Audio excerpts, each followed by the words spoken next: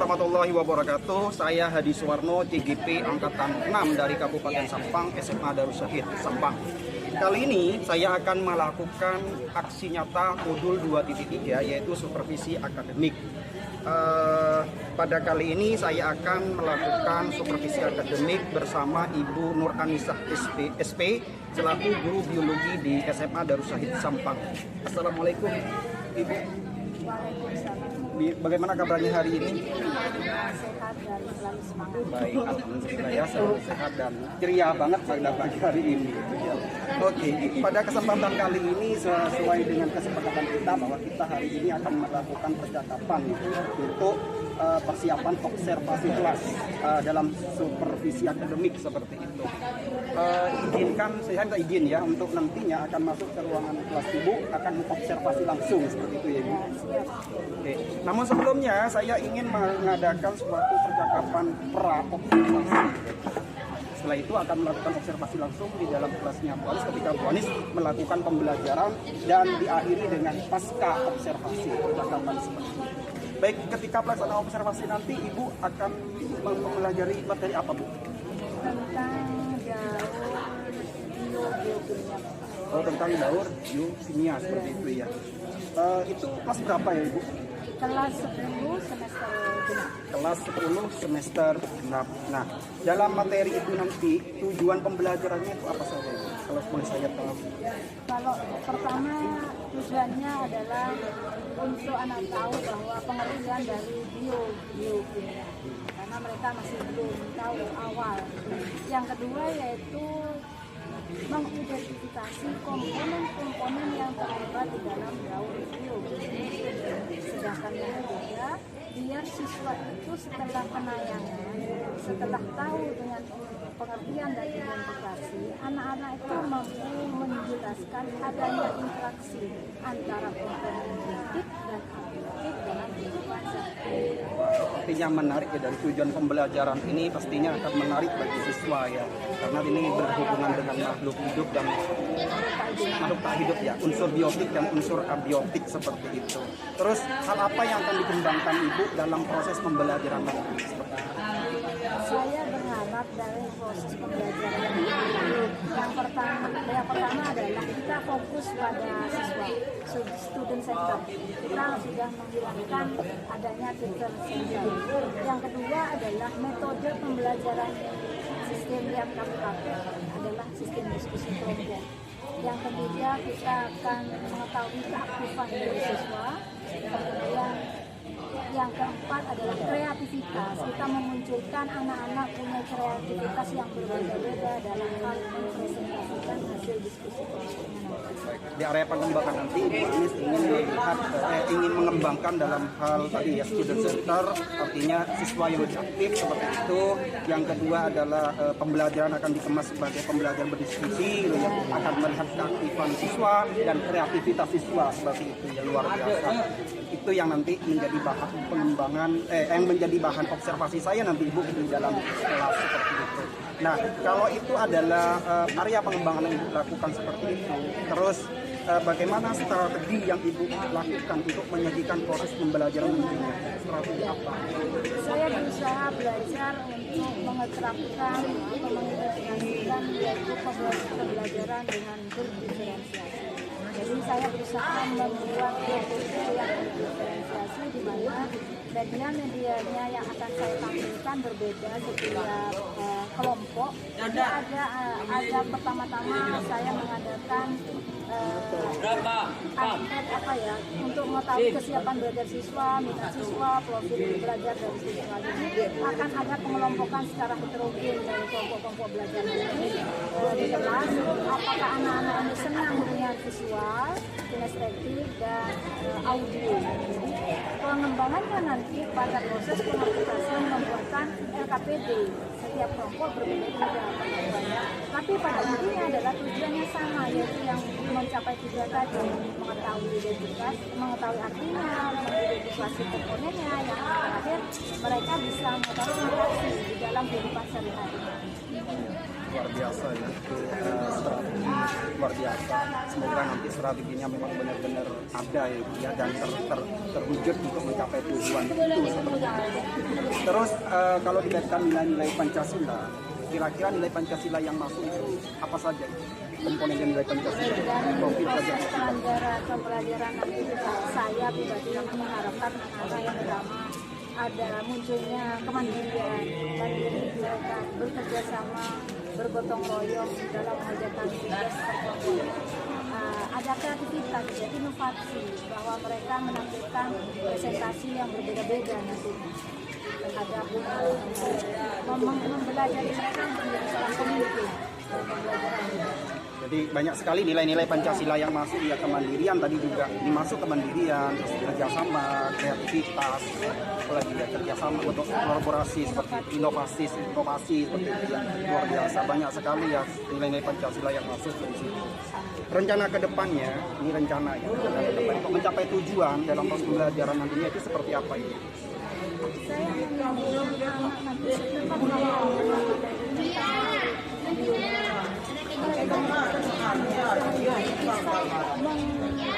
bisa mengelola kalau sebenarnya yang habis pakai untuk tidak habis pakai. Maksud saya ada daun, setelah mereka tahu daun, mereka lebih sayang terhadap SDA alam yang kita menyayangi tumbuhan, karena dari proses adanya tumbuhan, adanya proses mengumpulkan atau menghasilkan oksigen, sehingga ada daun oksigen dan CO2. Jadi mereka sayang terhadap rencana yang luar biasa ya, sangat bagus sekali, saya apresiasi ya. Terus komitmen ke depannya seperti itu, rencana aksi dari rencana tadi, komitmennya itu seperti apa itu untuk mencapai tujuan dari rencana aksi tadi, komitmennya seperti apa? Konsisten apa bagaimana seperti itu? Saya sebagai seorang guru yang harus konsisten untuk memberikan pembelajaran dengan sistem diferensiasi, mengaktifkan anak, maksudnya fokus student center pada anak, kemudian kreativitas dengan kreativitas mereka, bakat dan minat itu selalu dikembangkan ke depan. Baik, akhirnya kita hampir aja di ujung percakapan kita. Bagaimana perasaannya Ibu setelah melakukan percakapan seperti ini di pra observasi ini sebelum kita maju ke observasi dan pasca observasi? Bagaimana perasaannya? Terima kasih ya, senang juga karena sama-sama berbagi ilmu. Saya juga ada kurang dan lebih dalam proses pembelajaran ini karena memang dimulai dari sekarang baru kenal dengan adanya RPP berdiferensiasi yang telah Bapak tadi tularkan kepada teman-teman dan saya semoga kedepannya kami semua teman-teman bisa berkolaborasi untuk bisa memberikan pelayanan pendidikan yang bagus. Ya, luar biasa. Terima kasih ya Bu Anisia. Saya ingatkan lagi kita kapan nanti akan mengadakan observasi di kelas ini. Hari apa Bu Anisia? Saya mengajarnya hari Kamis. Hari Kamis jam pertama gitu ya. Hari Kamis jam pertama saya langsung izin nanti masuk ke dalam kelas itu melakukan observasi. Siap. Nah setelah observasi dilakukan nanti kita akan lanjut lagi percakapan kita ke percakapan pasca observasi seperti itu. Siap. Terima kasih atas waktunya dan kesempatannya yang telah diberikan kepada saya. Saya sekali lagi Hadi Suwarto dari TGP Angkatan 6 Kabupaten Sampang telah melakukan percakapan pasca pra observasi sebelum mengobservasi pembelajaran Ibu Nur Anisah, yaitu pembelajaran biologi. Sekian dan terima kasih. Wassalamualaikum warahmatullahi wabarakatuh.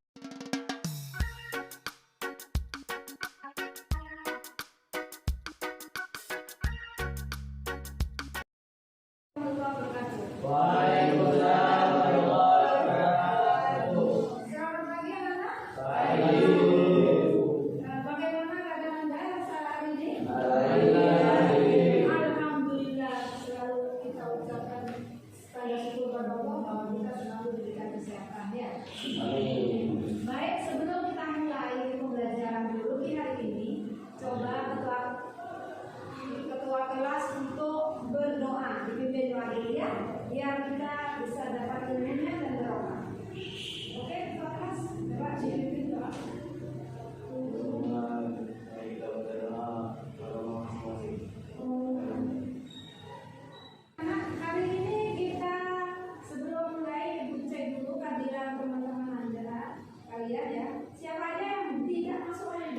Aris kenapa? Sekarang untuk sebelum pembelajaran Anda duduk dengan tenang, nyaman, rileks, tidak ada beban, sampai senyaman Anda duduk. Lakukan. Tangannya di atas paha. Sebelum kita mulai, kita merilekskan diri. Berhenti semua kegiatan. Kemudian tarik nafas panjang sambil menurun, tidak apa-apa, senyaman Anda. Lepaskan sedikit-sedikit, pelan-pelan. Tarik nafas. Ibu kasih rombong ya untuk kita mulai di sini. Terus ya.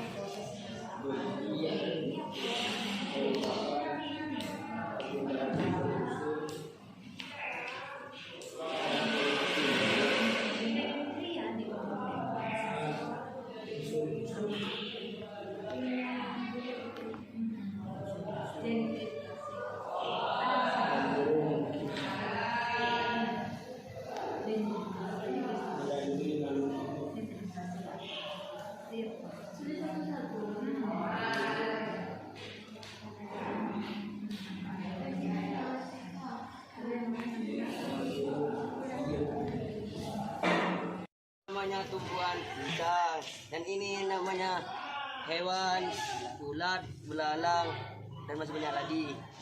Nah, tumbuhan itu bernapas, perlu oksigen, mengeluarkan CO2, terus digunakan untuk fotosintesis pada tumbuhan.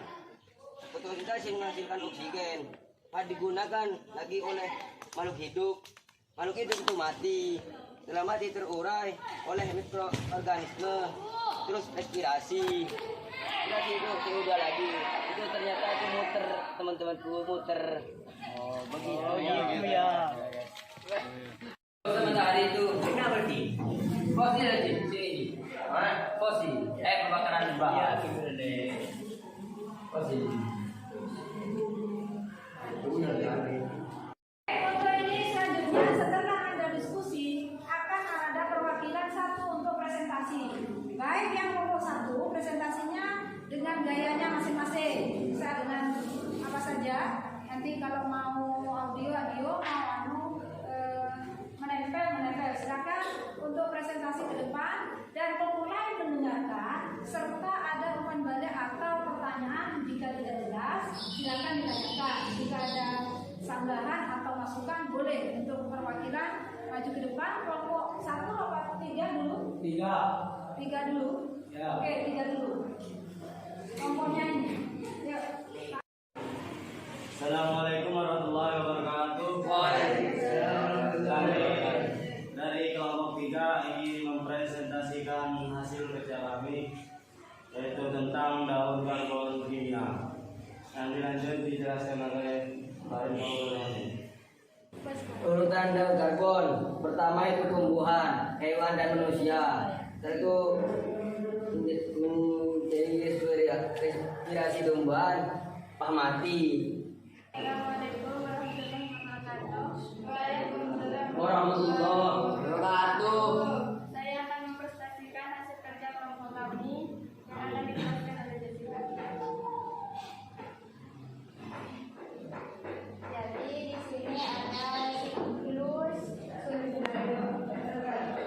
Nah, komponen-komponennya ada gunung, tanah, bakteri, bahan bakar fosil, industri, hewan dan tumbuhan, gas serta hujan. Saya menambahkan. Oke, Adi, silakan. Dari pelajaran ini saya dapat menyimpulkan bahwa daur biokimia itu ada 5. Jadi daur karbon, daur nitrogen, daur fosfor, daur sulfur dan daur air. Dengan adanya yang kelima itu maka akan terjadinya keseimbangan serta tidak akan terjadinya penghabisan atau penggunaan. Sekian dari saya. Oke, baik. Sebelum kita akhiri dari proses presentasi kelompok 1, 2, dan 3, terima kasih. Upload buat masing-masing kelompok.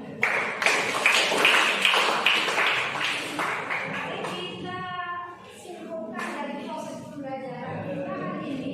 Siapa yang mau mewakili apa saja ilmu yang didapat pada proses pembelajaran tadi tentang daur biokimia? Siapa yang bisa? Bersama-sama kita menyimpulkan dari proses pembelajaran tadi. Siapa? Desila. Desila.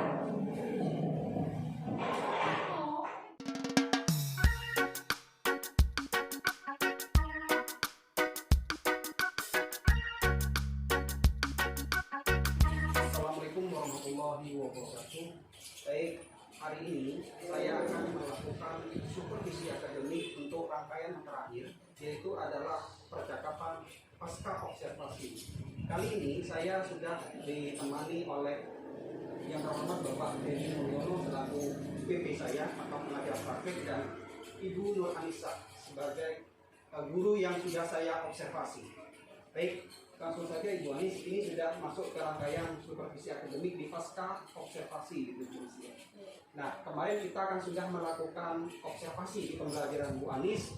Sekarang tiba saatnya saya akan melakukan percakapan pasca observasi, tidak lama, mungkin 10 sampai 15 menit begitu ya. Nah, dari percakapan saya hari ini yang ingin didapatkan oleh Bu Anis dalam percakapan pasca observasi apa itu, kalau boleh saya tahu? Ya, terima kasih Pak Adi dan mohon izin Pak Heri. Kemarin memang Pak Adi masuk kelas saya untuk untuk melihat kegiatan pembelajaran saya biologi pada saat itu, yaitu tentang daur biologi.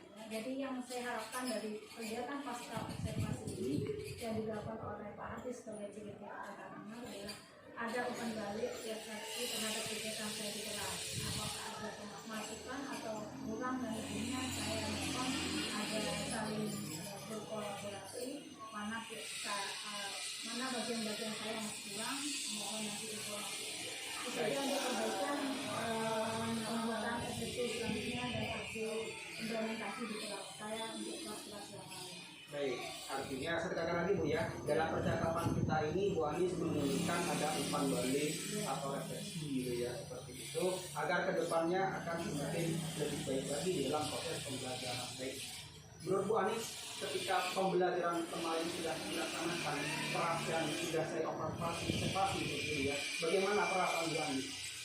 Alhamdulillah perasaannya senang Pak Adi, karena selama ini saya kan belum paham benar tentang proses pembelajaran secara berdiferensiasi dan KSP, tapi dengan adanya penjelasan dari Pak Adi walaupun itu secara soal dan dengan teman-teman ada hal baru bagi saya pribadi bahwa ada perubahan, maksudnya dalam action di kelas, karena selama ini saya menganggap mereka sama, ketika mereka sama itu dalam proses pembelajaran ini dengan adanya efektif pembelajaran secara diferensiasi dan KSP sangat bagus menurut saya, karena di situ ada pengelompokan, ada aktivitas sesuai dengan bakat dan minat siswa, pengelompokannya apakah dia secara visual, kinestetik, dan audio.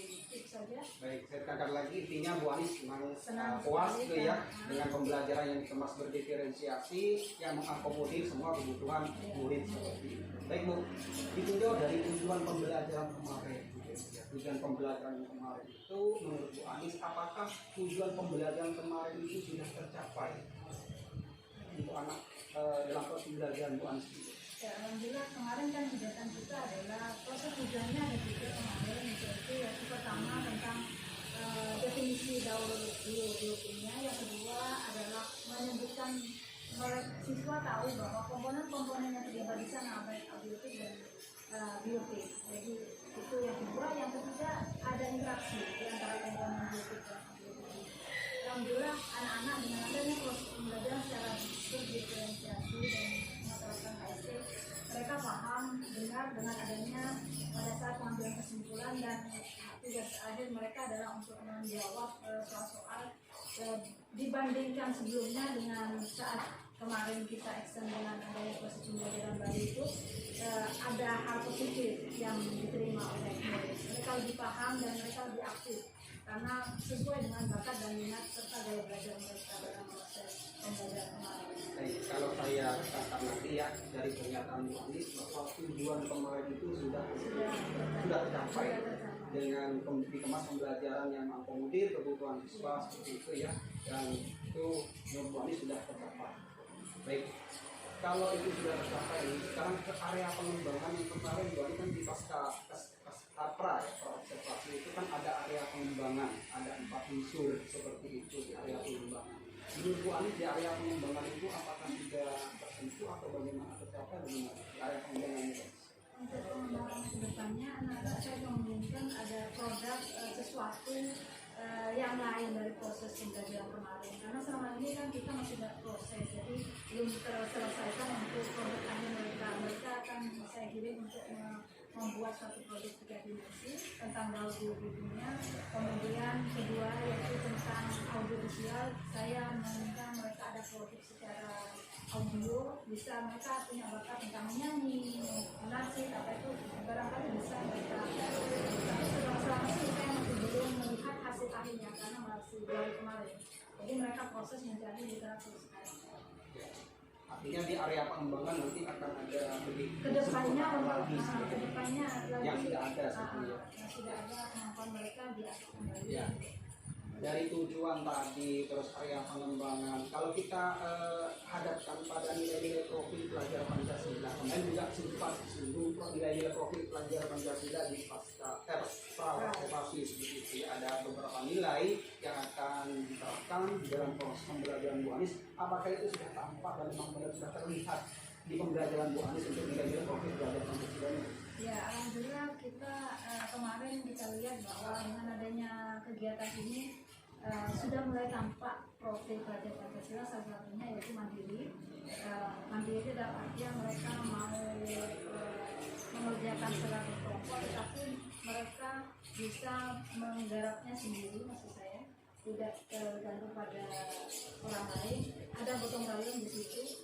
Yang pertama yaitu sebenarnya adalah beriman dan bertakwa, beriman. Ya, dengan adanya pembacaan doa bersama, kemudian diakhiri dengan pembukaan doa juga. Ada juga kegiatan bernalar kritis setelah kreatif dalam artian mereka bisa menghasilkan hasil presentasinya dalam bentuk bervariasi, seperti mereka bisa memvariasikan dengan bentuk kanva, dengan masukkan ke YouTube, dengan ada yang melukis dan menggambar. Luar biasa ya Pak ya, dari nilai-nilai profil pelajar Pancasila tadi banyak yang sudah yang menjadi panggilan dalam proses pembelajaran Bu Anis yang perlu dipertahankan itu apa, dan yang menjadi kekurangan dalam proses pembelajaran Bu Anis yang perlu diperbaiki itu apa? Kalau boleh saya tahu. Yang pertama dulu, yang menjadi keunggulan yang perlu dipertahankan dalam proses pembelajaran Bu Anis itu apa? Ya, kalau masalah keunggulan, saya kira untuk pembuatan RPP yang berdiferensiasi dan IPS ini sangat bagus menurut saya, karena di situ sudah tersentuh semuanya untuk menciptakan produk produk Pancasila di mana semua kebutuhan murid terakomodir di sana, serta gaya-gaya belajar mereka sudah tergali sejak awal, karena selama ini kita anggap sama, mereka ternyata mereka memiliki keunikan tersendiri. Itu keunggulannya untuk tetap saya lanjutkan untuk kelas-kelas yang lain. Itu keunggulan ibu ya, keunggulannya seperti itu. Untuk Kalau kekurangannya yang perlu diperbaiki. Kekurangannya itu memiliki waktu, karena waktunya kemarin hampir ya maklum lah, karena kita pembelajaran awal, jadi kita masih belum memperkenalkan secara kompleks ke anak-anak, jadi agak ribet juga dengan pengaturan waktunya, karena masih ada yang ke lingkungan kemarin ke lapangan untuk menggarap KPD, mereka agak telat. Jadi meleset dari waktu yang kita anggarkan untuk kegiatan itu siang-siang ini ternyata lebih sedikit dari itu. Jadi untuk depannya saya harus bisa memanage waktu kembali dan bekerja sama dengan anak-anak untuk melatih mereka bisa lebih lebih perkas gitu untuk mengerjakan. Jadi kekurangan ya, kekurangan masalah itu. Nah, rencana ke depan, Bu Anies ya, dalam pengembangan diri untuk apa namanya, itu kan Bu Anies namanya apa yang akan Bu Anies lakukan di pengembangan diri Bu? Sekarang saya sebagai guru di sini masih banyak harus belajar, baik itu terhadap ada juga terhadap teman-teman yang juga yang memiliki kapasitas yang lebih bagus. Maksudnya saya terus belajar. Salah satunya juga mengikuti diklat-diklat baik secara mandiri, secara online. Ya kebetulan sejak pasca pandemi COVID kita lebih dimudahkan dalam dan baik yang sudah saya jalankan kemarin-kemarinnya walaupun ada yang dari juara ada, pokoknya selama saya masih bisa untuk mengikuti diklat yang tidak berbenturan dengan kegiatan proses pembelajaran, saya ikuti untuk menambah potensi saya sebagai seorang. Jadi rencana pengembangan Bu Anies ke depan itu adalah mengikuti pelatihan belajar mandiri gitu ya. Apakah di situ Bu Anies mempunyai schedule atau waktu atau agenda untuk melakukan kegiatan pengembangan diri? Apakah sudah ada waktu atau schedule, rencana? Ya sebenarnya memang itu harus dimiliki oleh seorang guru. Kita harus punya schedule ke depannya. Rencana apa yang akan dilakukan? Terus terang saya memang membuat schedule Pak Adi, minimal saya 1 bulan 1 pelatihan yang harus saya ikuti. Tapi kemarin bulan Januari saya bisa ikut 2, jadi karena masih wajar. Tapi untuk yang Maret kebetulan ini ada Kemendikbud untuk guru berlatih saya ikut, tapi waktunya masih belum saya laksanakan. Tapi sudah daftar, tapi belum dilaksanakan. Ya, kapan rencana pengembangan itu? Tadi kan sudah ada schedule, kalau boleh saya tahu kapan? Kan sebelum-sebelumnya sudah ya. Untuk yang baru-baru ini kapan akan Bu Anies mulai untuk mengikuti pelatihan mandiri ini? Ya sudah dimulai, berjalan. Karena dari yang ini yang bulan Maret saya ambil 1, yang Januari Februari saya ambil 2, sudah berjalan sudah. Ya, itulah komitmen Bu Anies ya. Komitmennya kalau saya boleh tahu apa komitmen Bu Anies ke depannya untuk ini agar memang benar-benar mengikuti pelatihan seperti itu. Komitmennya ke depan bagaimana? Komitmennya ya dengan adanya pelatihan berarti kan harus ada hal yang berubah, lebih positif, lebih diperbaiki lagi. Baik kita sebagai sekolah penggerak pun kita harus banyak belajar karena kita akan bergerak terus untuk lebih maju untuk memenuhi segala tuntutan pendidikan seperti PHD. Ya, artinya ke depannya Bu Anies belajar dan memperbaiki, belajar memperbaiki. Karena guru itu memang pembelajar semenjak ayat. Luar biasa saya mengapresiasi. Sekarang tak terasa kita sudah ada di penghujung obrolan. Dari obrolan yang kita awal tadi ya seperti itu, apa yang didapatkan oleh Bu Anies? Kalau saya tahu.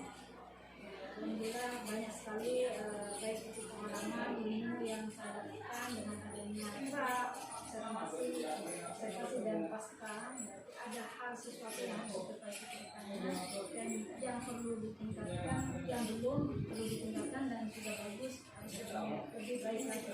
Dan saya berusaha kita bisa berkolaborasi minta bimbingannya berkali yang sudah diberikan kepadanya untuk mengimplementasikan, membebaskan kepada